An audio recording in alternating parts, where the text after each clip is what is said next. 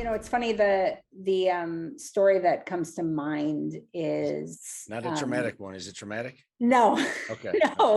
no, but it is about sort of the idea, Meg, that you said we coached the way we were coached, right? And or the way we think we were coached, or sort of an unprocessed way of looking at the way we were coached, right? And I think, so for me, it's a coach who we worked with who runs an incredible program in Atlanta for Black boys who don't have access to baseball teams, basically, primarily. And this is a person who is a really successful baseball player and really believes in the gift of baseball to these young people and the gift of mentorship and getting, all of those wonderful things that they build around their program.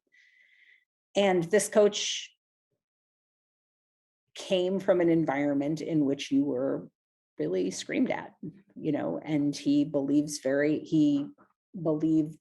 deeply in the fact that it was the screaming at him that is why he was so successful, right? He really equates all of the behaviors that he saw from that coach with his success. And after time and sort of understanding some more of these concepts and really being more reflective of it, what he came to understand is that the coach actually got away with that behavior because of all the other things that he did for young people, right? It wasn't the screaming that impacted their performance or their lives. It was that this coach showed up every day in a way that other people didn't show up for them, that he,